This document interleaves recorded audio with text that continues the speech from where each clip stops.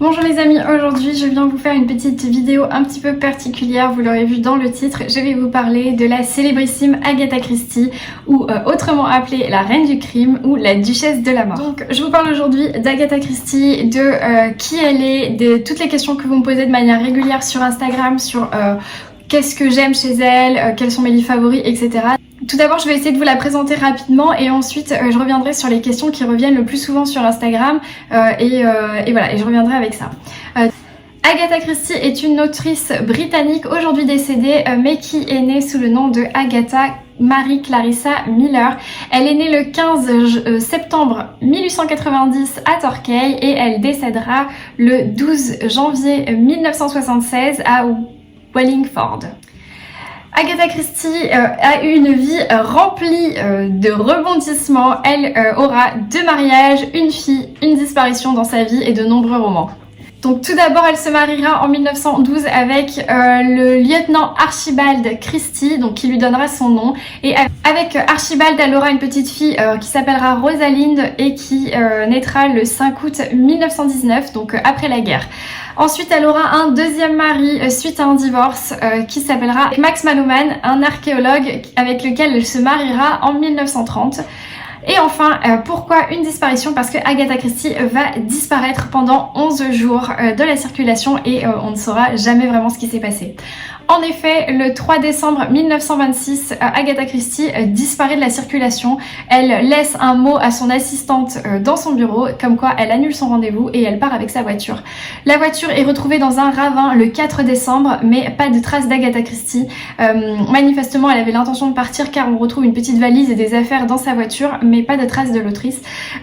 Et pendant 11 jours, on va la chercher, on va penser qu'elle est morte, tout soupçonne le mari infidèle, bien sûr, et finalement, on la retrouvera le 15 décembre 1926 dans un hôtel où elle aura utilisé le patronyme de la maîtresse de son mari. Alors, vengeance ou amnésie, on ne saura jamais. Agatha Christie parle d'amnésie suite à un choc qu'elle aurait eu avec sa voiture, d'autant que cette année 1926 signera aussi la perte de sa maman et aussi le problème de la page blanche. Je suis désolée, il se passe quelque chose là.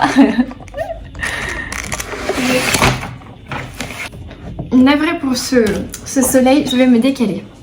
Parler un petit peu de ses romans. Agatha Christie écrira 66 romans, 154 nouvelles et 20 pièces de théâtre. C'est colossal, c'est quasiment 2 à 3 livres par an. Elle commencera par écrire son premier roman en 1920 avec La mystérieuse affaire de Styles, où elle mettra en scène le fameux Hercule Poirot. Pour la petite histoire, ce livre a été en fait lancé par sa sœur qui lui a lancé le challenge d'écrire une enquête où elle n'arriverait pas à résoudre la fin, où elle n'arriverait pas à résoudre l'énigme avant la fin, et c'est réussi, c'est ce qu'Agatha Christie a réalisé. Elle-même n'y croyait pas et de nombreux éditeurs n'y ont pas cru, puisqu'elle s'est vue refuser de nombreuses fois l'édition de son livre avant de finalement voir Hercule Poirot entrer en scène en 1920. Hercule Poirot mourira dans une dernière enquête en 1975. Même le Times écrira une annonce nécrologique le 6 août 1975 dans son journal. Et Miss Marple, elle mourra, mais pas dans l'histoire, en 1976 à post-mortem, donc après le décès d'Agatha Christie. C'est les 2 personnages principaux qui met en scène, mais il y a aussi Parker Pyne, les Beresford et plein d'autres.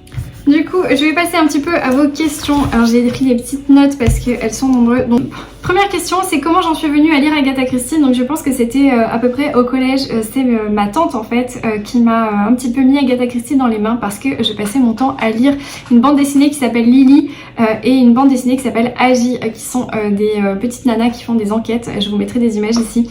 Et sachant que j'aimais beaucoup les enquêtes, elle m'a dit mais pourquoi tu ne lis pas Agatha Christie? Et c'est elle qui m'a acheté mon premier Agatha Christie et qui est encore aujourd'hui mon Agatha Christie favori.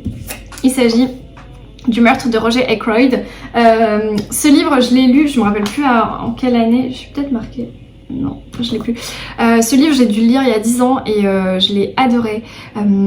C'est la meilleure enquête que j'avais lue à l'époque, puisque j'étais pas encore fan de thriller, de polar, etc. Et ça reste pour moi la meilleure enquête d'Agatha Christie, déjà parce que j'ai une histoire un petit peu avec ce livre, puisque c'est le premier que j'ai lu d'elle, et aussi parce que c'est une des meilleures enquêtes qu'elle ait pu écrire. Elle l'a écrit en 1925 et ça a été en fait ce livre qui a fait vraiment démarrer sa carrière d'autrice et sa reconnaissance en fait envers son public. Donc celui-ci, ça reste mon préféré. D'ailleurs, c'était une question qui revenait. Celui-ci reste mon Agatha Christie préféré. Après, j'ai beaucoup aimé Le Train Bleu et Mort sur le Nil. C'est mon top 3 de mes favoris.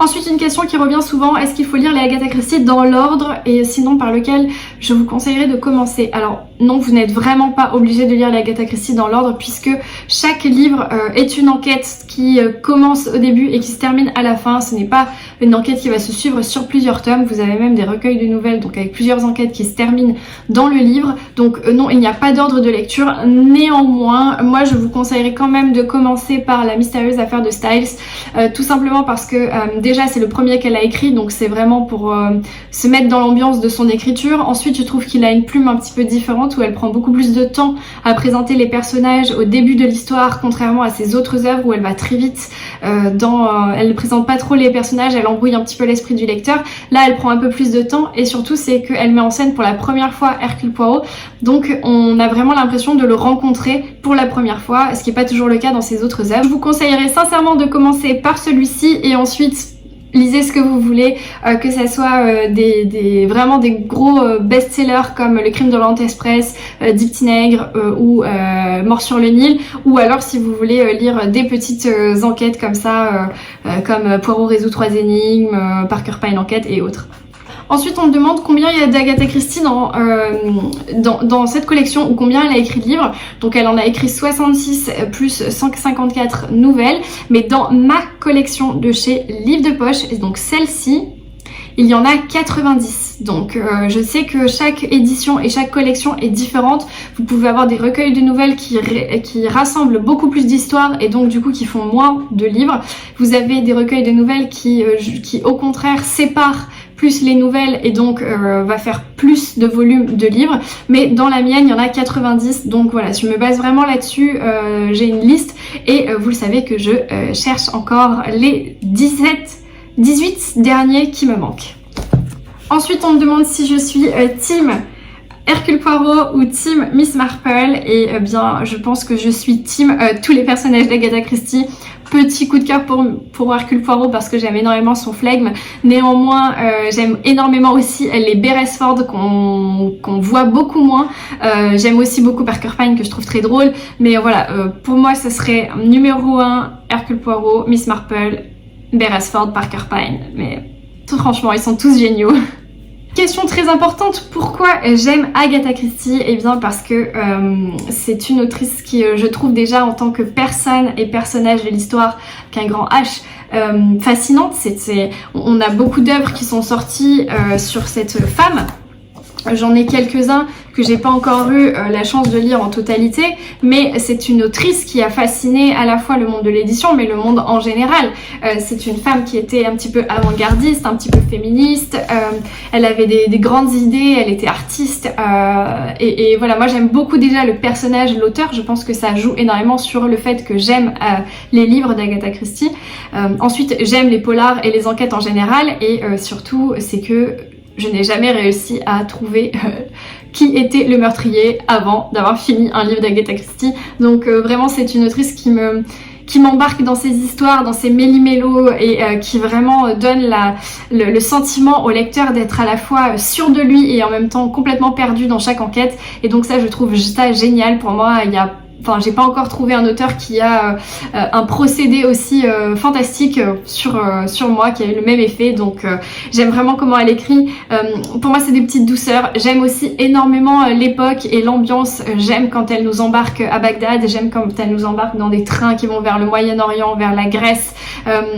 J'aime beaucoup la bourgeoisie, l'aristocratie anglaise qu'elle met en scène et qu'elle critique allègrement, dont c'est quand même une société dont elle faisait partie, hein, mais mais voilà, elle sait très bien se jouer de ça en subtilité, avec beaucoup de flegme, et moi je trouve que c'est une très grande dame qui a écrit de très grandes choses. Bien sûr, je ne peux que vous recommander de lire Agatha Christie. Pour conclure cette petite vidéo, vous me demandez souvent qu'est-ce que le Read Christie 2021. Eh bien, c'est un challenge littéraire qu'a organisé le compte Agatha Christie officiel, c'était le compte Instagram, dont les petits-enfants d'Agatha Christie ont des droits de vue.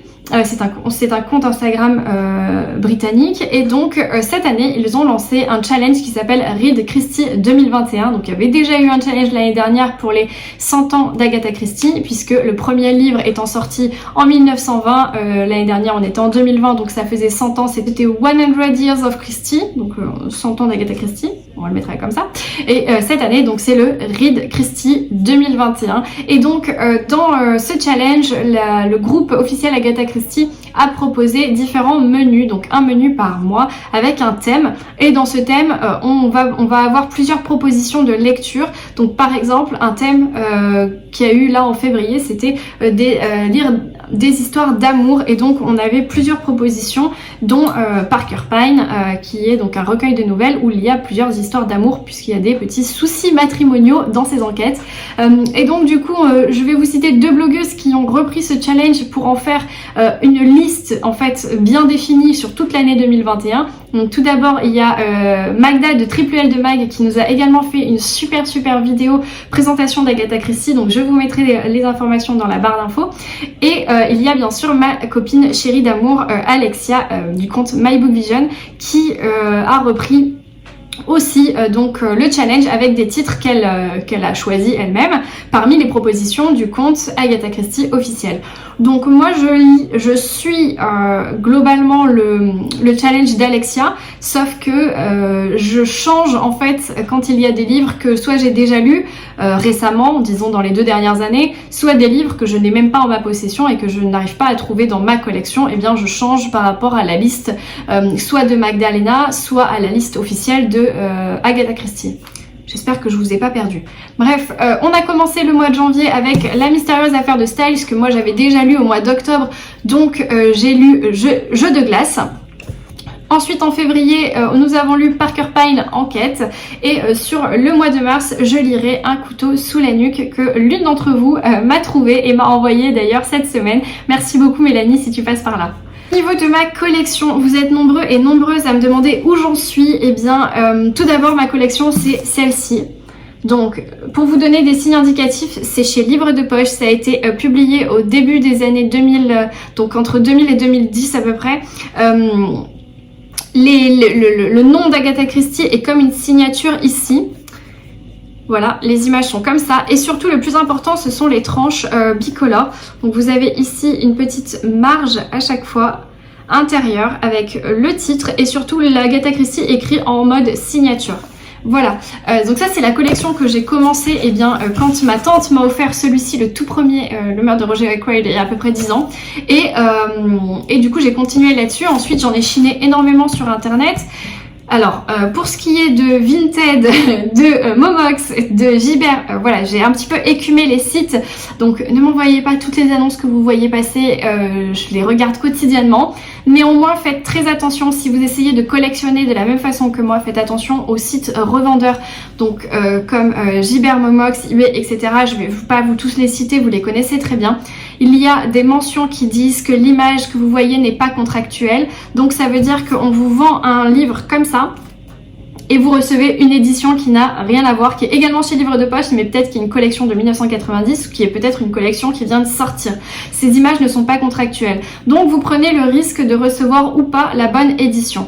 Après m'être fait avoir plusieurs fois sur plusieurs sites avec de mauvaises expériences, j'ai complètement arrêté cette façon-là. Donc maintenant je ne chine que sur des des sites de vente en direct avec les particuliers, où on a une vraie image, une vraie photo du livre. Donc que ça soit sur mon application Bookinist, que ça soit sur Vinted, Le Bon Coin, ou alors de me rendre chez les bouquinistes quand j'en ai l'occasion.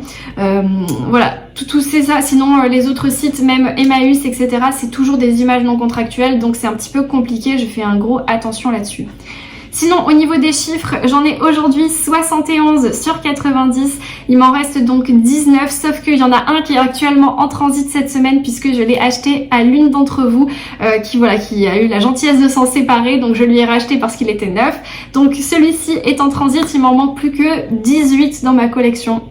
Voilà, sachez que tout ceci n'est pas impossible. Il y a un an, j'en avais encore qu'une quinzaine sur 70, donc c'est un investissement, mais c'est mon petit plaisir, c'est ma petite douceur à moi, c'est vraiment ma collection chouchou.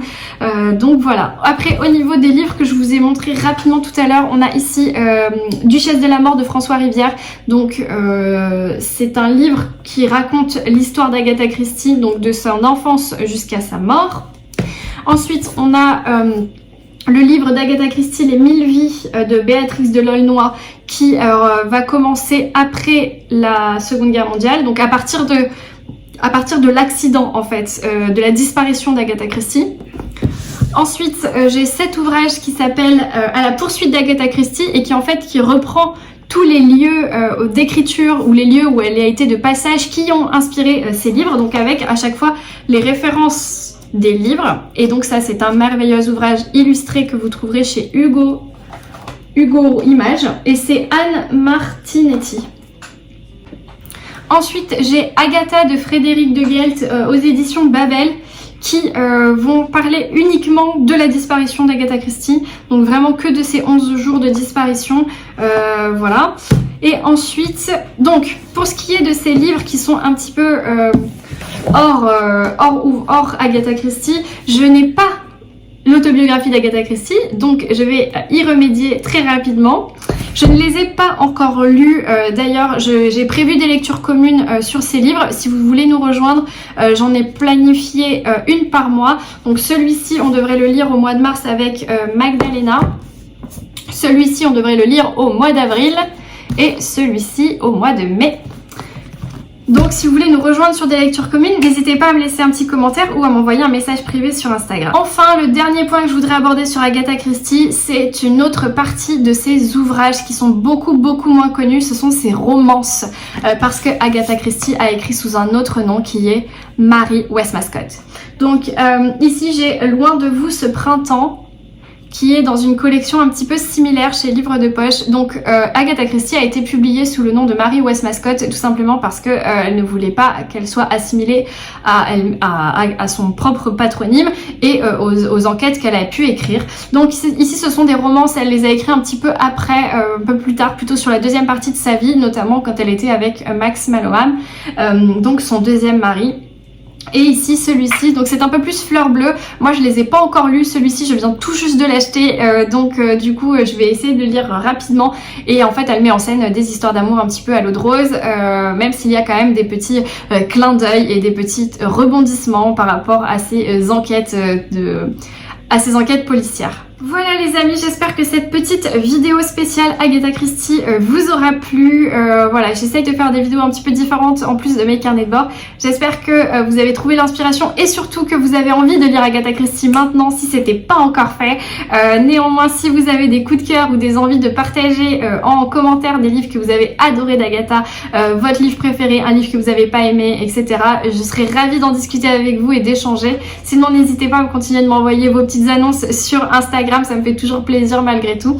Et surtout, je vous souhaite une très bonne semaine, de très belles lectures et je vous dis ciao.